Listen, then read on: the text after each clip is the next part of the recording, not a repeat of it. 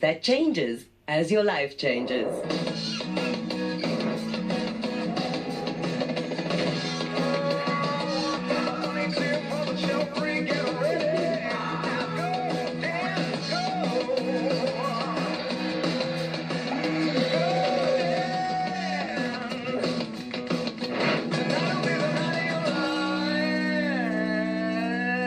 It's an incredibly special night for the Dan Nichols Show. It's a 2-hour special with the entire Springbok squad. We're at the Play the Bounce Braai in support of the Players Fund, raising money for a terrific cause. And tonight we'll meet 4 of the box, we'll meet the coach, and we'll also catch up with a couple of comedians, the guy behind the greatest cycling success story in the country, and a very special musical guest right at the end. Off to studio we go to meet our first very special guest.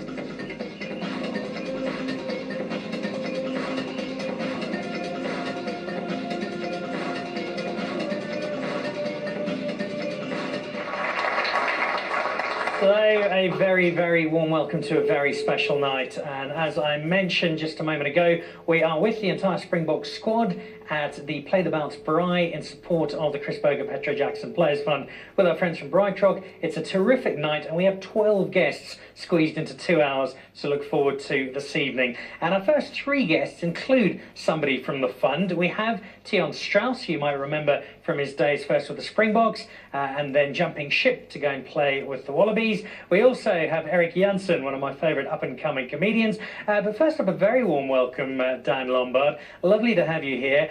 From the Players Fund, so representing a really special fund. Just before we get your story, for people who don't know about the Chris Berger Petro Jackson Players Fund, I know it does terrific work, but tell people what it does and why it's making so much of a difference. The Players Fund basically is a fund that helps anyone that's been catastrophically injured, whether it's a head, neck or a brain injury in rugby, whatever, whether it's from grassroots rugby all the way up to the professional game. And basically they assist us to get back onto our feet, for a lack of a better term. Many of us end up in wheelchairs and we need assistance financially, emotionally. Our families and friends need a lot of support, and the Players Fund does a lot in that role. From your personal perspective, what was your story? How did your rugby journey go? Well, basically, when I was in matric in 2008, I was involved in a rugby accident at a practice at Pretoria Boys High, known best for producing our second captain to win the Rugby World Cup. And in a ruck situation, it went horribly wrong and I severed my spinal cord and ended up in a wheelchair.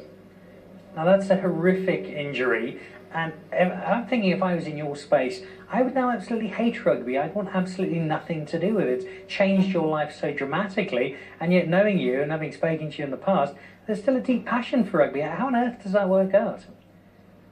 I can't blame the sport.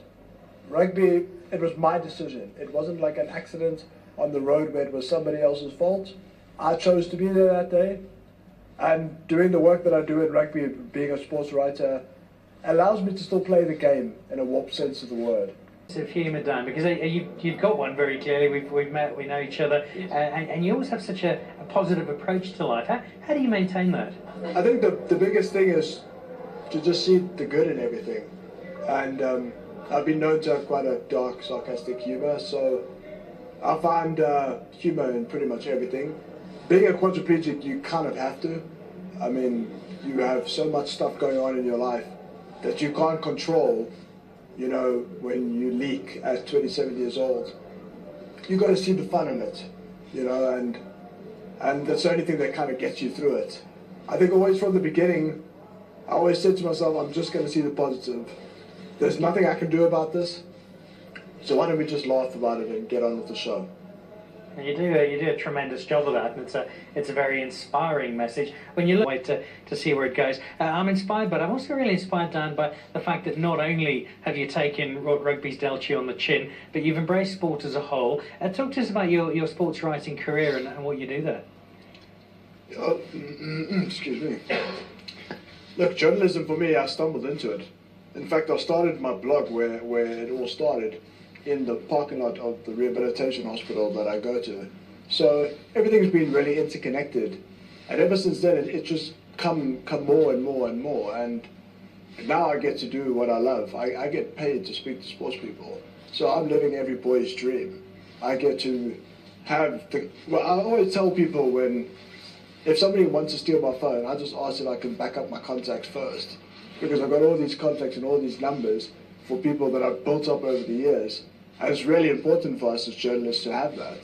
So to be able to do what I do, I never thought I would be a sports journalist. I never thought I would be a rugby writer. And breaking my neck opened that door, and that's what's incredible for me. From your sports writer perspective, I'd imagine quite happy with the way the Springboks have gone the last 2 weekends? Yeah, look, we can't get any worse than we were last year, so it's definitely good to have some wins in the bag. All right, honesty, which is always a great quality with a sports journalist. There are going to be people watching this show. Maybe they've got a similar situation as you. Maybe they're facing another challenge where life doesn't look like it's terribly positive. Some words of comfort, of inspiration to people who find themselves in that dark space, who can maybe get themselves back and take life by the throat as you have. Definitely. I live by a motto that I coined a couple of months ago, actually. So it's been 9 years. The only way you can move past tragedy is to accept change. If you can't accept what's going on with you, you're never going to move forward. I think that's a great motto to have and a great mantra, and it's one you live on a day-to-day basis, and inspires all of us. So, Dan, thank you very much, and thank you for allowing us to be part of the celebration that is the Players Fund. I know they've had a huge impact on you personally, but also so many people throughout South Africa, and I think you inspire a lot of people who find themselves in a similar situation. So thank you for what you've done, and thank you to your two colleagues here tonight for joining us, our adopted Australian, Mr. Strauss, doing